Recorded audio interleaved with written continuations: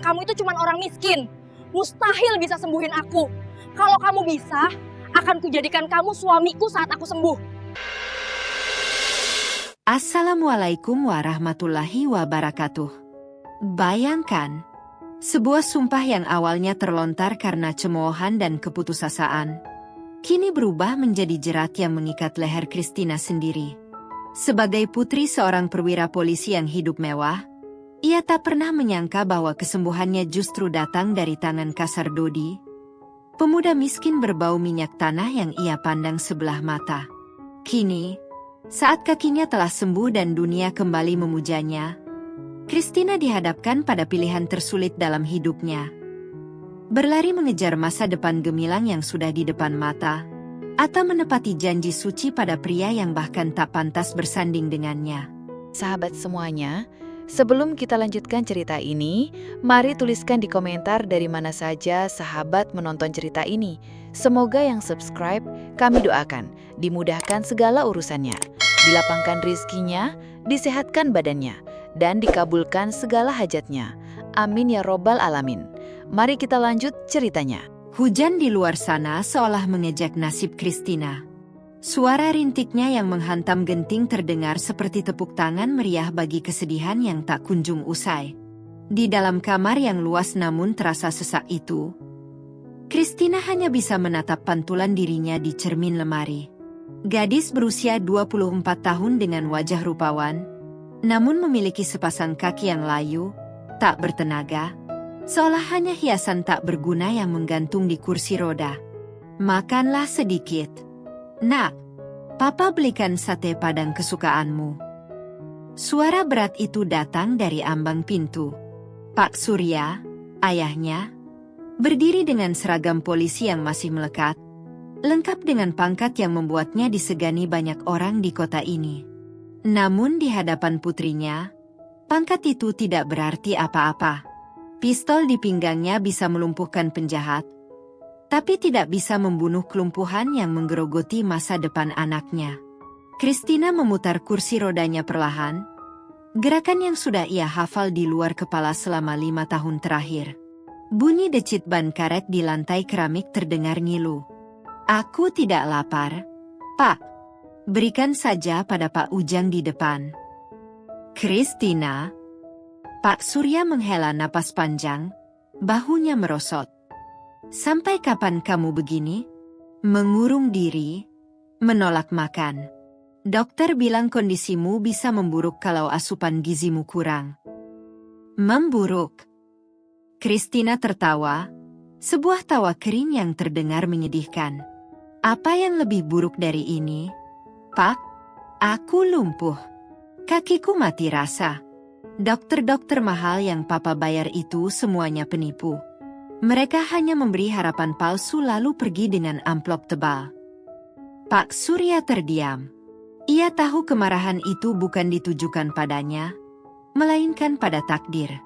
Sejak kecelakaan mobil 5 tahun lalu yang merenggut kemampuan berjalan Christina, rumah ini kehilangan cahayanya. Tidak ada lagi piano yang berdenting, tidak ada lagi tawa riang. Hanya ada aroma obat-obatan dan kesunyian yang mencekam. Christina kembali memalingkan wajah ke jendela yang basah. Kadang aku berpikir, Pak, mungkin lebih baik jika kecelakaan itu mengambil nyawaku sekalian. Setidaknya Papa tidak perlu malu punya anak cacat. Cukup. Pak Surya membentak pelan, namun getar suaranya menyiratkan kepedihan mendalam. Ia berjalan mendekat, berlutut di samping kursi roda putrinya, mensejajarkan matanya. Tangan kasarnya menggenggam jemari Christina yang dingin. Jangan pernah bicara begitu. Kamu harta Papa satu-satunya. Papa akan lakukan apapun, Christina. Apapun. Bahkan jika harus menukar kaki Papa untukmu, akan Papa lakukan. Christina menatap mata ayahnya yang mulai keriput. Ada genangan air di sana. Rasa bersalah menusuk dadanya, namun rasa putus asa jauh lebih dominan. Ia menarik tangannya perlahan. Maafkan aku, Pak. Aku hanya lelah. Lelah berharap. Malam itu, hujan semakin deras. Christina tidak tahu bahwa di luar sana, di tengah badai, seseorang sedang berjalan kaki menembus dingin, membawa sebuah tas lusuh berisi akar-akaran yang mungkin, hanya mungkin, akan mengubah takdirnya selamanya. Pagi harinya, suasana di kediaman Pak Surya sedikit gaduh. Bukan karena ada acara, melainkan karena kehadiran seorang tamu yang membuat satpam rumah, Pak Ujang, kebingungan setengah mati. Dan, tolonglah mengerti, Bapak Kompol sedang tidak menerima sumbangan. Kalau mau minta sedekah, nanti hari Jumat, ujar Pak Ujang sambil berusaha menggiring pemuda itu keluar dari gerbang. Pemuda itu, Dodi, tersenyum tipis. Pakaiannya memang jauh dari kata layak. Kemeja flanelnya pudar warnanya, celana jeansnya sobek di bagian lutut bukan karena mode, tapi karena termakan usia. Sepatunya penuh lumpur kering. Namun, matanya tajam dan tenang, kontras dengan penampilannya yang urakan. Saya tidak minta sumbangan, Pak. Saya datang karena mendengar kabar tentang putri Pak Surya. Saya ingin menawarkan pengobatan, jawab Dodi sopan namun tegas. Keributan itu terdengar sampai ke teras, tempat Pak Surya sedang menikmati kopi pagi sambil membaca koran. Ia mengerutkan kening melihat keributan di pos satpam. Ada apa, Jang? Teriak Pak Surya. Pak Ujang tergopoh-gopoh menghampiri majikannya, sementara Dodi mengikuti dengan langkah tenang di belakangnya. Ini, Pak, ada pemuda ngotot mau ketemu Bapak. Katanya mau mengobati Non Christina. Sudah saya bilang Bapak sibuk, tapi dia kekeh. Pak Surya menatap Dodi dari ujung rambut sampai ujung kaki. Tatapan seorang polisi yang terbiasa menilai orang dalam hitungan detik. Miskin. Itu kesimpulan pertamanya. Tidak meyakinkan. Itu kesimpulan keduanya. Kamu dokter? Tanya Pak Surya skeptis. Bukan, Pak. Jawab Dodi. Tabib, terapis bersertifikat. Juga bukan. Saya hanya petani pengumpul tanaman obat dari desa di kaki gunung. Dodi menurunkan tas kain kumal dari bahunya. Tapi keluarga kami punya resep turun-temurun untuk cedera saraf dan tulang. Saya mendengar tentang putri Bapak dari orang-orang pasar, dan entah kenapa hati saya tergerak untuk datang. Pak Surya mendengus, hampir tertawa. Nak, saya sudah bawa anak saya ke Singapura, ke Penang, bahkan ke pengobatan alternatif termahal di Jakarta. Semuanya angkat tangan. Lalu kamu, dengan modal tas karung dan baju lusuh, mau mencoba di mana profesor hebat gagal. Kesembuhan itu misteri Tuhan, Pak. Dokter dan profesor hanya perantara. Begitu juga saya. Mungkin perantara kesembuhan putri Bapak bukan lewat tangan yang memakai jam tangan emas, tapi lewat tangan kotor petani seperti saya. Kata-kata itu menohok Pak Surya. Ada keberanian dan kebijaksanaan aneh dalam kalimat pemuda gembel ini. Sebelum Pak Surya sempat mengusir, suara roda berdecit terdengar dari arah pintu utama. Christina muncul, didorong oleh pembantunya, Bei Inah. Wajahnya pucat, matanya menatap Dodi dengan tatapan merendahkan yang dingin. Ia mendengar percakapan itu. Biarkan dia mencoba, Pak, kata Christina datar. Christina, jangan konyol. Dia antah berantah, sanggah ayahnya. Christina menatap Dodi lekat-lekat. Tatapan yang penuh tantangan sekaligus kepahitan. Aku sudah bosan dengan dokter berdasi yang bicaranya manis tapi hasilnya nol. Hei, kamu, siapa namamu? Dodi, Non, jawab Dodi sambil menunduk sedikit. Bukan karena takut, tapi karena hormat. Dodi, ulang Christina seolah mengeja nama penyakit. Kamu tahu kan, kalau kamu gagal, kamu hanya akan membuang waktumu dan waktuku? Apa yang membuatmu begitu yakin? Dodi mengangkat wajahnya. Saya tidak yakin, Non. Tapi saya punya niat. Dan ramuan ini, kakek saya pernah membuat lumpuh kerbau bisa membajak sawah lagi. Christina tertawa keras, tawa yang menyakitkan telinga siapapun yang mendengarnya. Kerbau? Kau menyamakan aku dengan kerbau. Suasana menegang. Pak Surya hendak marah, tapi Christina mengangkat tangan. Baiklah, Dodi si petani. Masuklah. Kita lihat apa ramuan kerbau mukau itu bisa bekerja pada kaki manusia. Aroma yang keluar dari botol kaca yang dibawa Dodi sungguh menyengat. Campuran antara bau tanah basah, belerang, dan sesuatu yang busuk seperti akar yang terlalu lama difermentasi. Christina menutup hidungnya dengan sapu tangan sutra. Matanya membelalak jijik saat Dodi menuangkan cairan pekat berwarna hijau kecoklatan itu ke sebuah mangkuk kecil. Mereka kini berada di ruang tengah. Pak Surya mengawasi dari sofa dengan pistol yang sengaja diletakkan di meja.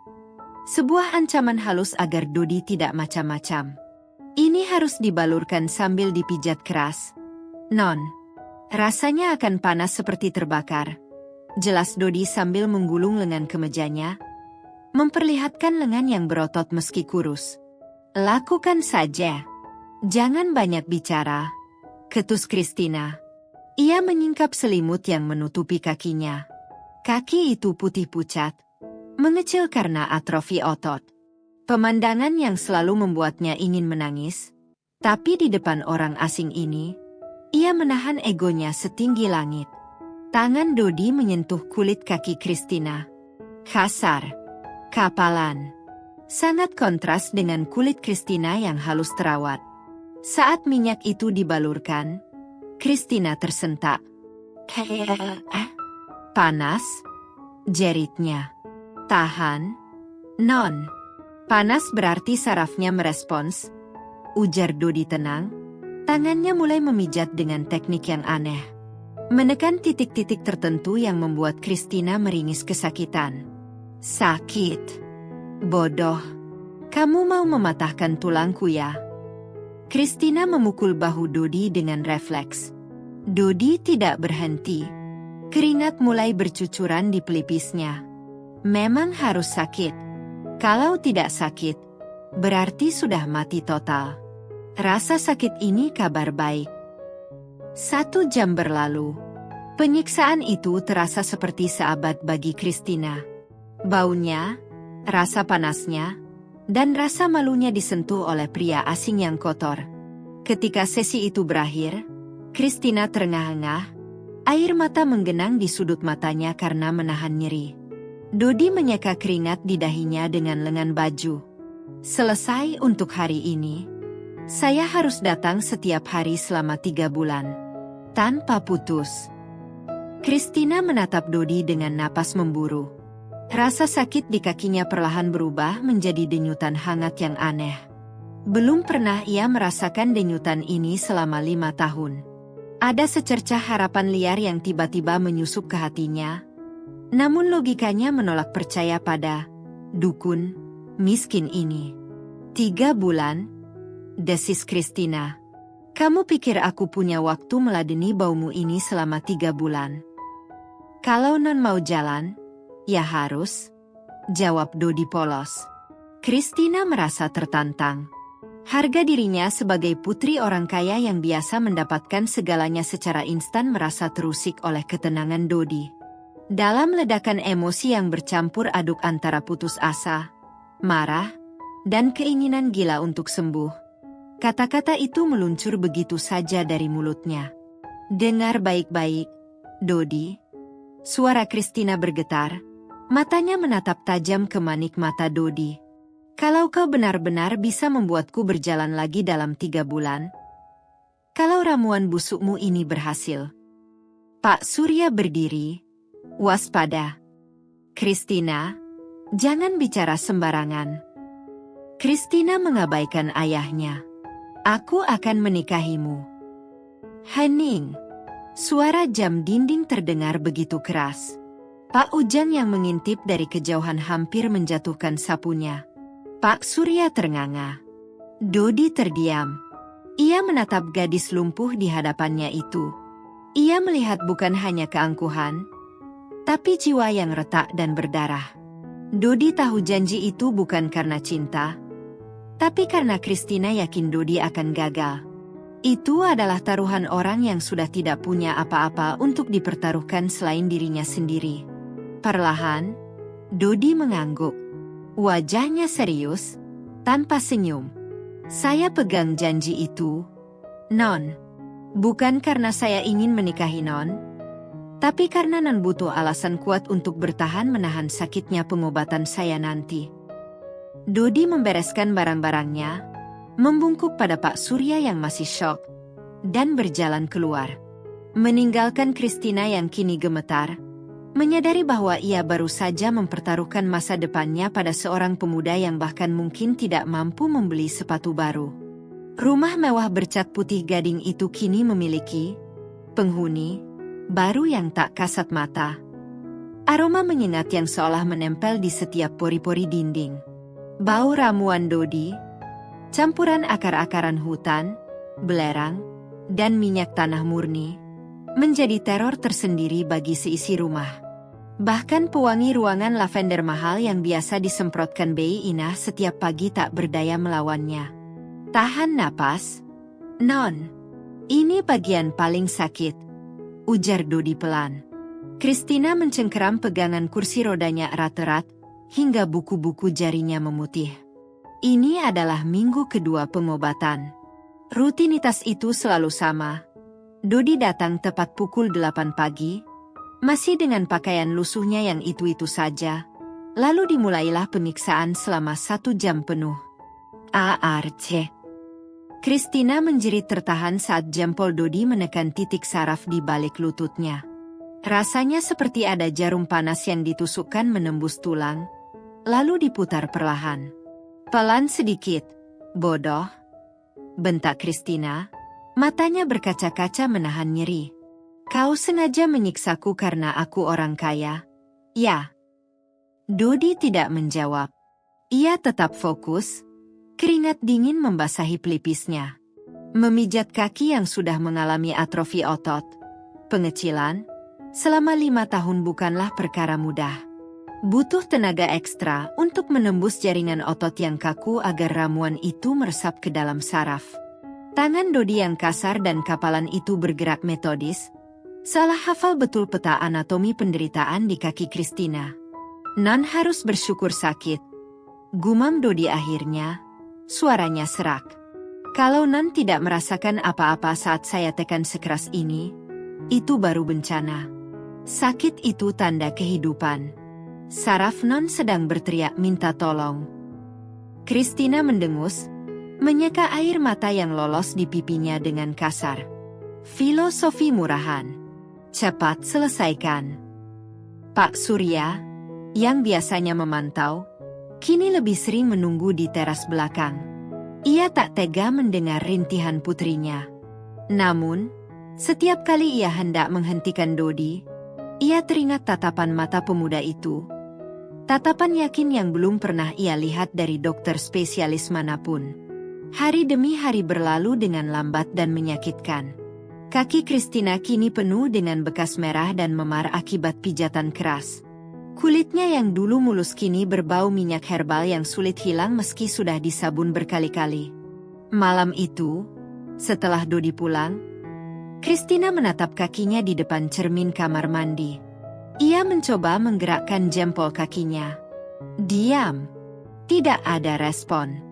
Hatinya mencelos. Rasa sakit yang ia derita setiap pagi seolah sia-sia. Namun, saat ia hendak mematikan lampu, ia merasakan sesuatu yang aneh. Sebuah denyutan halus, sangat tipis, menjalar dari betis ke ujung jari kelingkingnya. Bukan gerakan, hanya sensasi dialiri darah hangat. Itu sensasi pertama yang ia rasakan dalam 5 tahun selain rasa sakit pijatan. Christina terdiam, menyentuh dadanya yang bergemuruh. Apakah ini nyata? Atau hanya halusinasi dari keputusasaannya? Ia memilih untuk tidak memberitahu siapapun. Takut harapan itu akan hancur lagi. Tapi malam itu, untuk pertama kalinya, Christina tidur tanpa mimpi buruk tentang kecelakaan. Memasuki bulan kedua, hubungan antara pasien dan tabib itu mulai mengalami pergeseran aneh. Bukan menjadi teman, belum. Tapi permusuhan itu mulai mencair menjadi rasa penasaran. Siang itu, hujan deras mengguyur kota, membuat Dodi terjebak di teras rumah Pak Surya setelah sesi pengobatan selesai. Ia duduk bersila di lantai teras, memandangi tanaman anggrek bulan milik mendiang Ibu Christina yang tampak layu di pot gantung. Christina keluar dengan kursi rodanya, membawa segelas teh hangat. Bukan karena ia peduli, tapi Bei Ina sedang sibuk di dapur dan ia merasa risih melihat tamu duduk bengong seperti patung.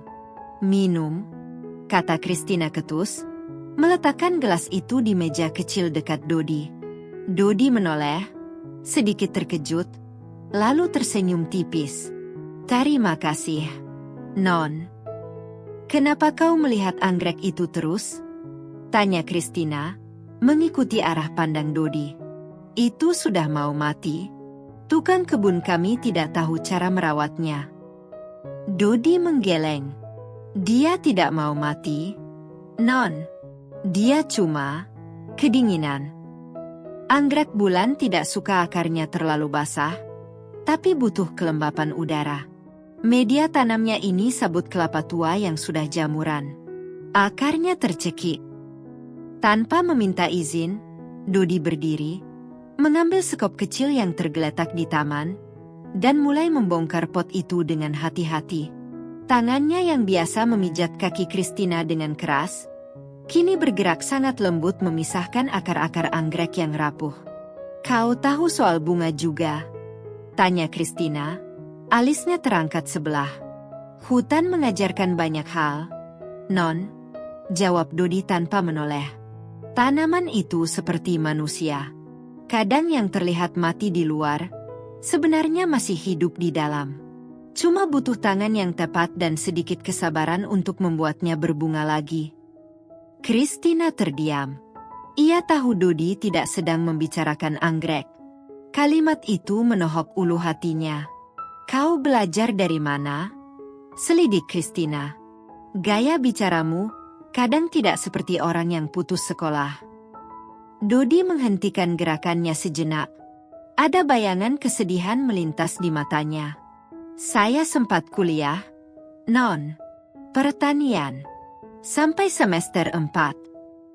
Lalu, Bapak sakit keras. Uang habis untuk berobat. Sawah dijual. Saya berhenti. Pulang kampung merawat Bapak sampai beliau meninggal. Resep minyak ini, warisan terakhir Bapak sebelum pergi." Dodi tersenyum getir, kembali sibuk dengan anggreknya. "Jadi kalau Non tanya kenapa saya ngotot ingin menyembuhkan Non, mungkin karena saya gagal menyelamatkan Bapak saya. Saya tidak mau gagal lagi." Untuk pertama kalinya, Christina melihat Dodi bukan sebagai pemuda miskin yang bau minyak, melainkan sebagai manusia yang memiliki luka sama sepertinya. Luka kehilangan masa depan. "Maaf," gumam Christina pelan, nyaris tak terdengar oleh suara hujan. "Untuk apa, Non?" "Tidak ada."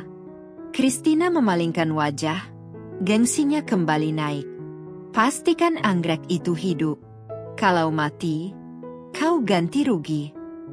Dodi tertawa kecil, tawa yang renyah dan tulus. "Siap, Non." Sore itu, Christina memandangi punggung Dodi yang menjauh menembus gerimis dengan pandangan yang berbeda. Ada rasa hormat yang tumbuh diam-diam di balik dinding keangkuhannya. Namun, hidup bukanlah dongeng instan. Memasuki pertengahan bulan ketiga, progres yang diharapkan tak kunjung terlihat secara kasat mata. Kaki Christina masih lumpuh. Denyutan halus yang pernah ia rasakan tempo hari datang dan pergi, tidak konsisten, membuatnya ragu apakah itu nyata atau hanya sugesti.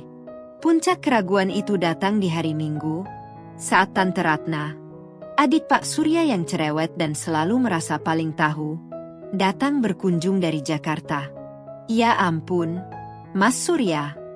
Pekik Tante Ratna saat melihat Dodi sedang membalurkan minyak di ruang tengah. Ia menutup hidungnya dengan syal Louis Vuitton-nya. Rumahmu bau seperti kandang kambing. Dan siapa gembel ini? Jangan bilang ini, dokter, yang Mas ceritakan di telepon. Wajah Dodi tetap datar. Tangannya terus bekerja meski telinganya panas mendengar hinaan itu. Christina, di sisi lain, merasa wajahnya terbakar malu. Dia tabib. Ratna. Tradisional. Bela Pak Surya lemah. Tradisional apa? Ini penipuan. Tante Ratna mendekati Christina. Tin, sadar dong. Kamu itu sarjana musik. Anak orang terpandang. Masa mau dikerjai orang kampung begini? Kalau memang dia hebat, kenapa dia sendiri miskin? Lihat bajunya. Mas, jangan-jangan dia cuma mau morotin uang kalian. Tante, cukup. Potong Christina. Tapi suaranya terdengar ragu. Enggak bisa cukup. Tante sudah buat janji dengan dokter saraf lulusan Jerman di rumah sakit pusat bulan depan. Berhenti main dukun-dukunan ini. Buang-buang waktu. Kata-kata Tante Ratna seperti racun yang menyebar cepat. Setelah Tante Ratna pulang, suasana rumah menjadi dingin. Pak Surya memanggil Dodi ke ruang kerjanya. Dari balik pintu yang sedikit terbuka, Christina bisa mendengar percakapan mereka. Nak Dodi, suara Pak Surya terdengar berat. Saya menghargai usahamu, tapi ini sudah hampir 3 bulan. Christina belum bisa berdiri. Mungkin memang takdirnya tidak di sini. Pak, proses regenerasi saraf butuh waktu.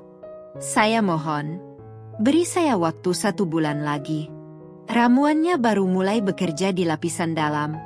Suara Dodi terdengar memohon. Ada nada putus asa di sana. Saya tidak bisa melihat anak saya kesakitan tiap hari tanpa hasil. Dodi, saya kasih kamu waktu 1 minggu lagi. Kalau minggu depan Christina belum bisa setidaknya menggerakkan kakinya, kita berhenti. Hening sejenak. Baik, Pak. 1 minggu, jawab Dodi. Saat Dodi keluar dari ruang kerja, ia berpapasan dengan Christina di lorong. Wajah pemuda itu tampak sangat lelah.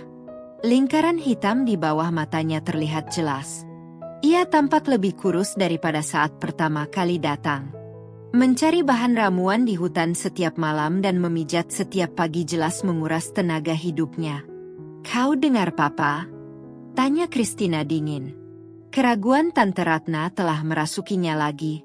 Dengar, Non. Menyerah saja, Dodi, kata Christina. Matanya menatap tajam namun kosong. Kau hanya menyakiti dirimu sendiri. Dan memberiku harapan palsu itu lebih jahat daripada membunuhku. Dodi menatap Christina dalam-dalam. Saya tidak pernah memberi harapan palsu. Non yang belum percaya pada diri sendiri. Besok saya akan bawa ramuan dosis terakhir. Ini yang paling kuat. Dan paling sakit. Kenapa kau lakukan ini? Teriak Christina tiba-tiba. Emosinya meledak. Kenapa kau peduli? Demi uang? Papa akan bayar kau sekarang. Lalu pergi. Karena janji Non, jawab Dodi tegas, memotong teriakan Christina. Dan karena saya tahu rasanya dianggap tidak berguna. Saya tidak mau Non merasa begitu seumur hidup. Dodi pergi tanpa pamit lebih lanjut. Meninggalkan Christina yang terpaku, dihantam rasa bersalah dan kebingungan. Di luar, langit mendung pekat, seolah menandakan badai besar akan datang, baik di alam maupun di dalam hati mereka. Ini adalah titik nadir sebelum segalanya berubah. Hujan badai mengguyur kota Pekalongan malam itu. Seolah langit ikut menangis menyaksikan keputusasaan di rumah Pak Surya.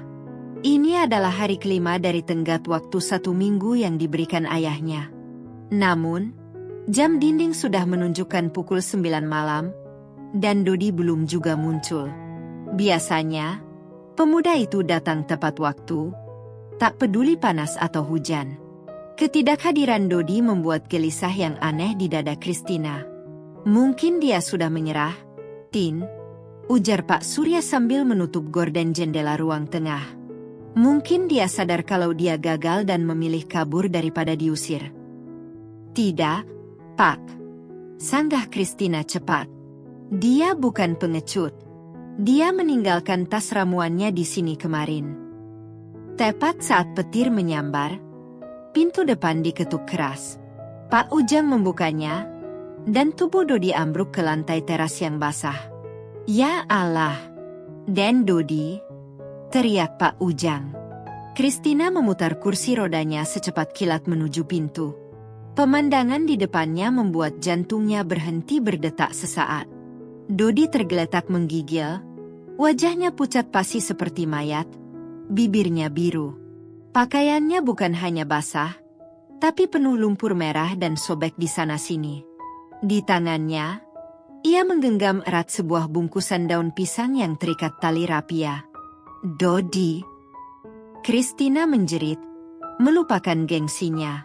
Dodi membuka mata perlahan, napasnya tersengal berat. Ia berusaha bangkit, namun kakinya goyah.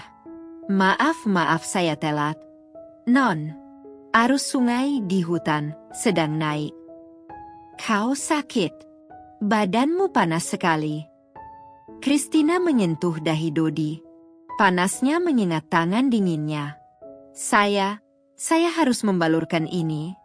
Dodi mengangkat bungkusan dan itu dengan tangan gemetar. Ini akar sungsang merah.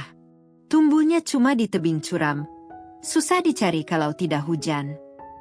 Lupakan ramuan bodoh itu. Kau bisa mati. Bentak Christina, air matanya tumpah. Namun Dodi, dengan sisa tenaga terakhirnya, merangkak mendekati kursi roda Christina. Mata pemuda itu tidak menunjukkan rasa sakit, melainkan determinasi yang mengerikan.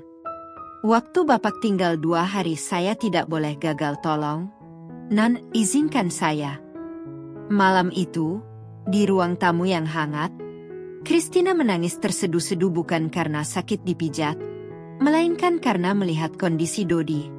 Pemuda itu memijat kakinya dengan tangan yang gemetar hebat, keringat dingin bercucuran, sementara napasnya berbunyi nyik setiap kali ia menekan saraf Christina. Saat pijatan terakhir selesai, Dodi pingsan. Christina menjerit memanggil ayahnya. Untuk pertama kalinya dalam 5 tahun, Christina tidak berdoa untuk kesembuhan kakinya sendiri. Ia berdoa agar pemuda miskin yang keras kepala ini tidak mati karenanya. Di titik nadir itulah, tembok keangkuhan Christina runtuh sepenuhnya. Ia menyadari, Dodi tidak sedang mencari uang atau pengakuan. Dodi sedang menebus kegagalannya di masa lalu dengan nyawanya sendiri. 3 hari setelah insiden itu, Dodi akhirnya pulih meski wajahnya masih sedikit pucat. Ia diizinkan tinggal sementara di kamar tamu belakang oleh Pak Surya yang mulai menaruh hormat padanya. Hari ini adalah hari penentuan. Batas waktu 1 minggu sudah habis. Tante Ratna sudah menelepon sejak pagi, mengingatkan janji dengan dokter Jerman. Ayo, Non. Coba berdiri, kata Dodi pelan.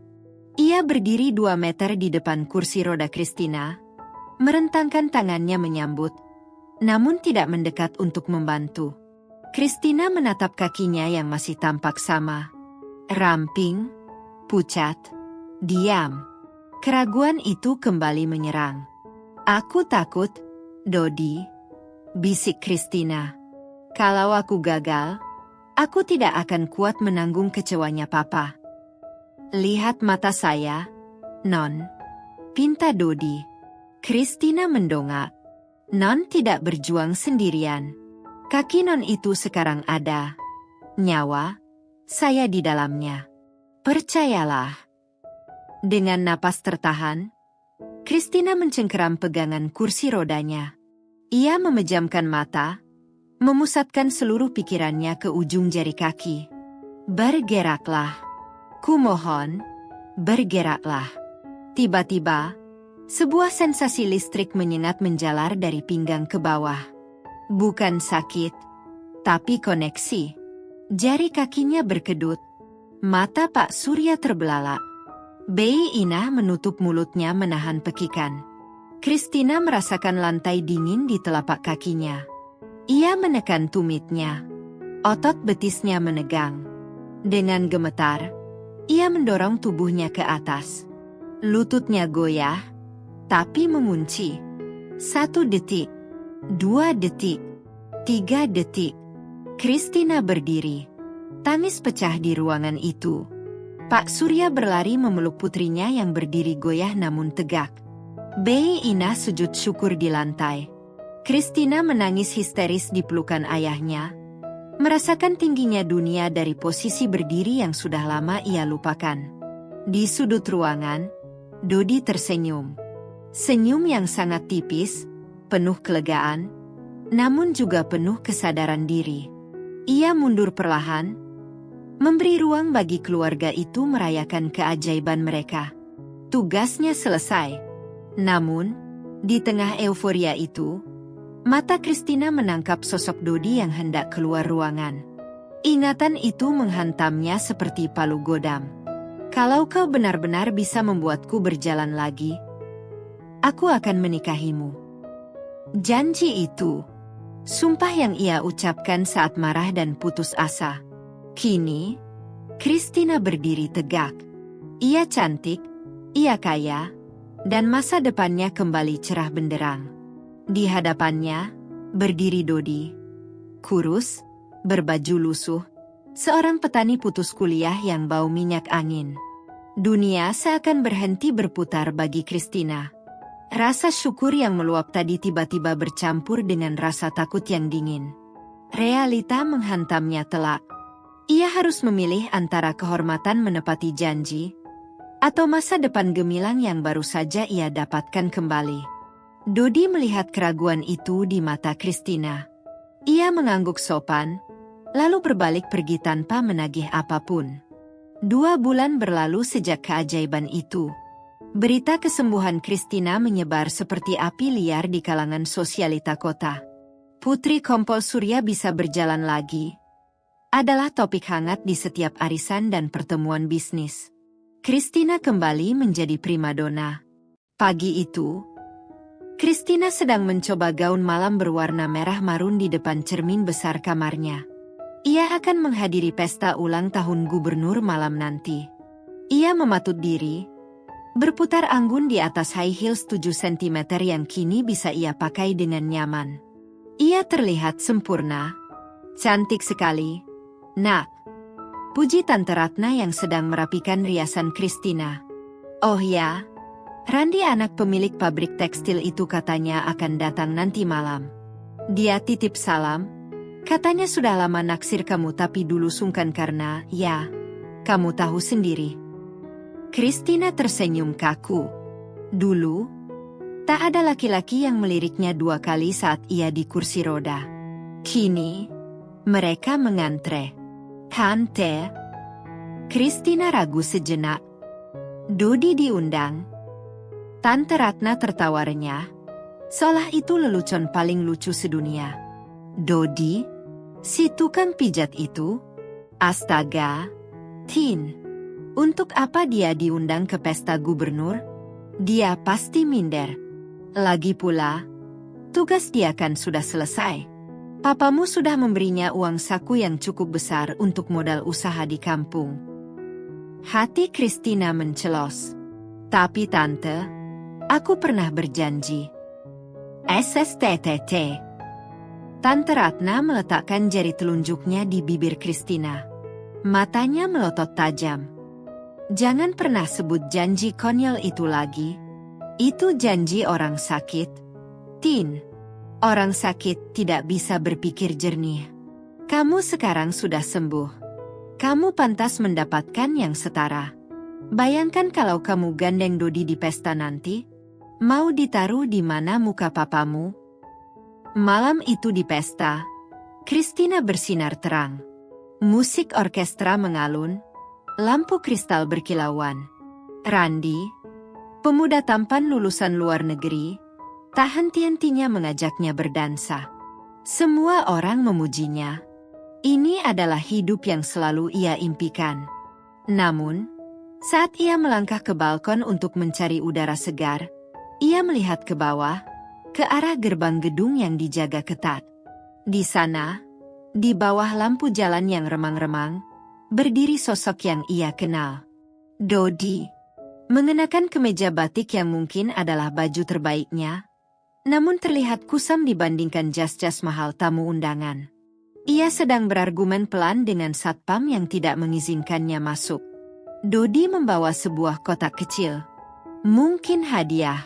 Christina terpaku. Ia ingin lari turun, memeluk Dodi, dan membawanya masuk. Tapi kakinya, kaki yang disembuhkan oleh tangan kasar pemuda itu, terasa berat seperti beton. Bayangan tatapan jijik teman-temannya, bisik-bisik tetangga, dan wajah kecewa ayahnya menahannya di tempat. Christina mundur selangkah, bersembunyi di balik tirai bludru. Ia membiarkan satpam mengusir Dodi. Dari celah tirai, ia melihat Dodi akhirnya mengalah. Pemuda itu meletakkan kotak kecil itu di pos satpam, menatap ke arah balkon tempat Christina berdiri. Seolah ia tahu Christina ada di sana, tersenyum sedih, lalu berbalik pergi ditelan kegelapan malam. Malam itu, Christina menangis di kamar mandi mewah gedung pertemuan. Ia memiliki kakinya kembali, ia memiliki kebebasannya kembali. Tapi ia merasa baru saja kehilangan hatinya. Pesta itu berakhir pukul 11 malam, tapi bagi Christina, rasanya seperti sudah lewat seabad. Di dalam kamarnya yang sunyi, ia duduk di tepi ranjang dengan gaun malam mewah yang kini terasa mencekik. High heels mahalnya tergeletak sembarangan di lantai, satu terbalik, satu lagi terlempar di dekat lemari. Sebuah simbol pemberontakan kecil terhadap malam yang penuh kepalsuan. Di tangannya, ia memegang kotak kecil yang ditinggalkan Dodi di pos satpam.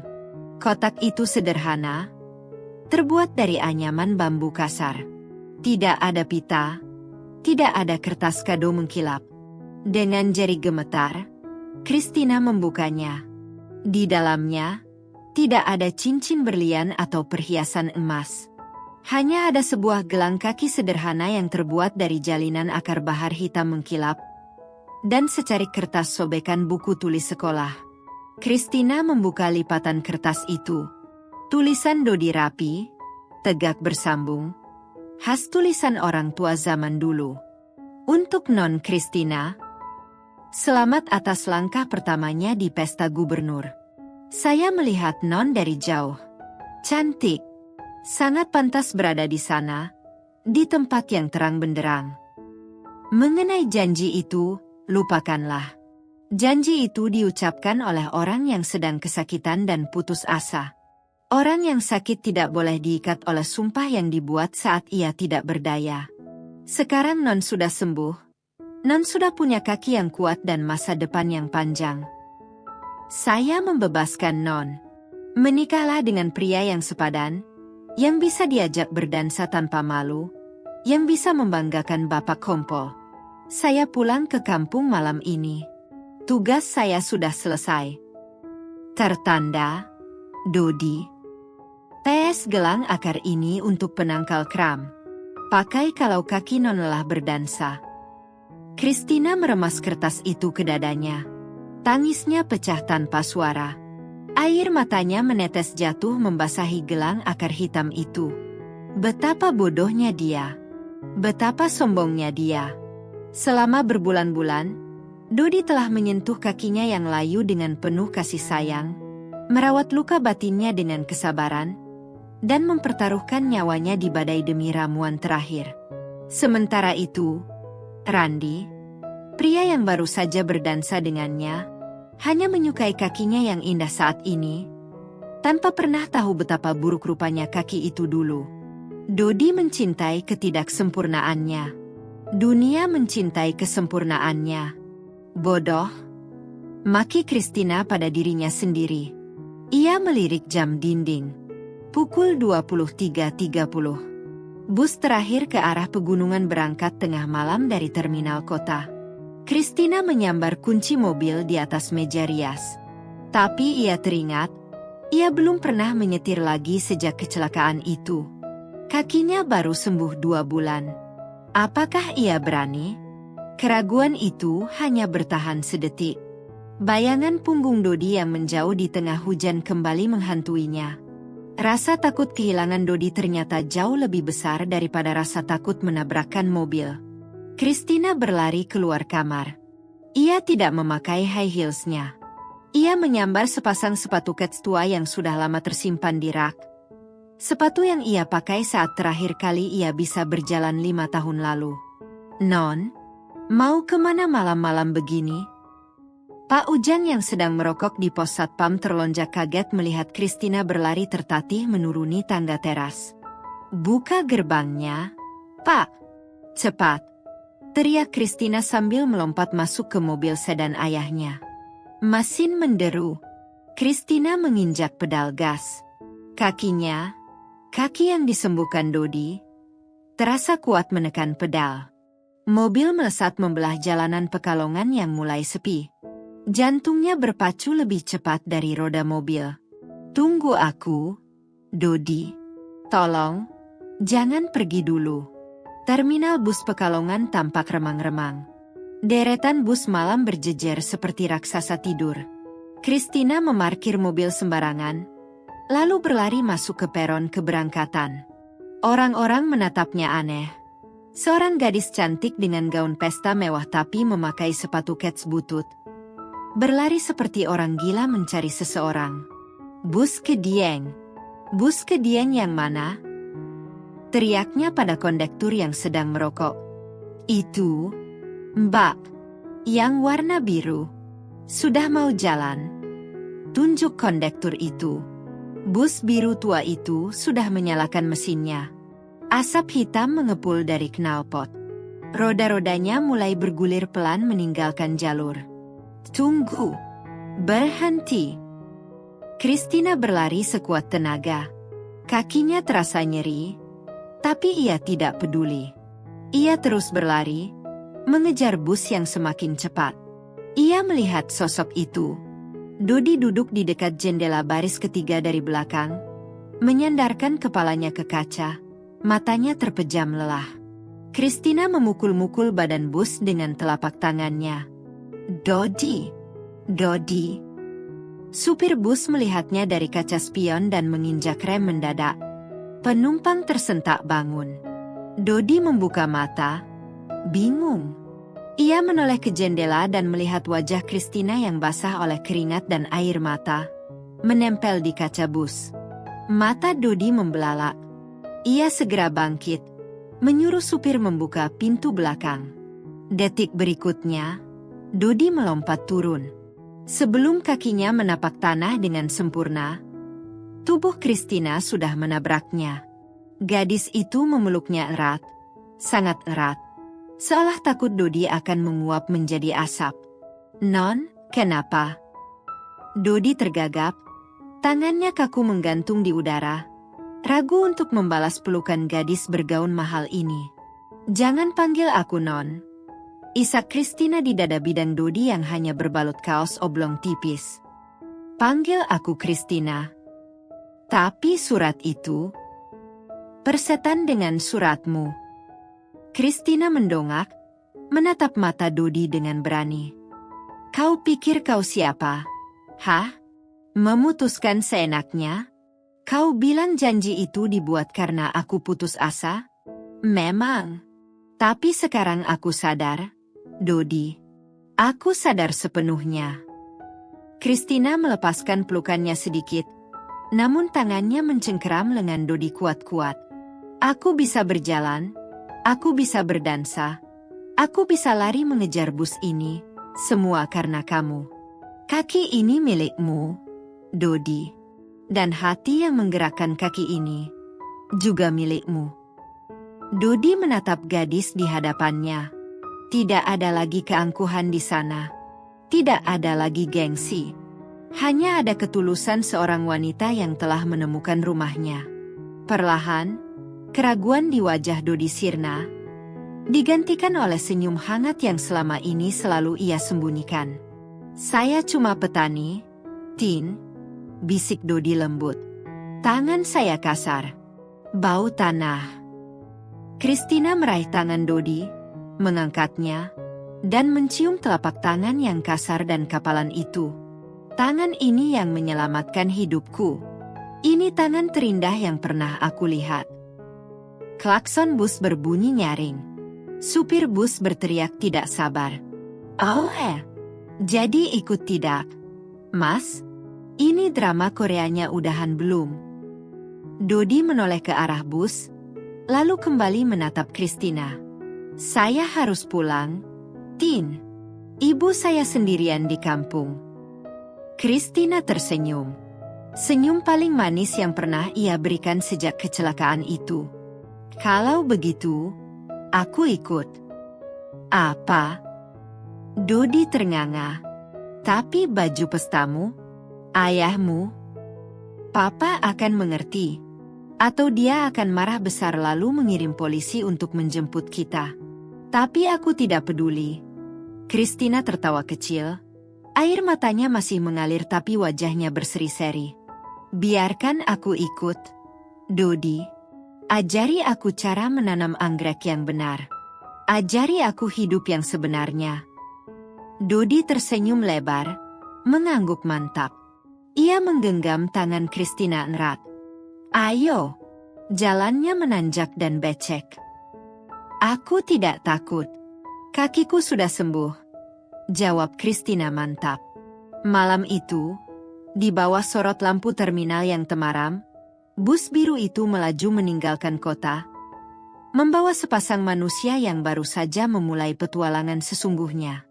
Kristina tidak tahu apa yang menantinya di desa. Mungkin hidup susah, mungkin cemoohan orang. Tapi saat kepalanya bersandar di bahu Dodi sepanjang perjalanan, ia tahu satu hal. Ia akhirnya berjalan ke arah yang benar. Janji itu telah lunas, bukan dengan pernikahan paksa, tapi dengan langkah bebas menuju cinta. Cerita selesai, sahabat semuanya. Terima kasih sudah menyimak cerita ini hingga selesai. Semoga cerita tadi bisa memberikan banyak pelajaran kepada kita semua. Sebelum kami akhiri video ini, jika kalian berkenan dan menyukai cerita ini, jangan lupa klik suka, tinggalkan komentar, bagikan cerita ini kepada sahabat kalian, dan pastikan subscribe channel ini agar kalian bisa selalu menonton cerita terbaru dan inspiratif dari channel kami. Terima kasih. Wassalamualaikum warahmatullahi wabarakatuh.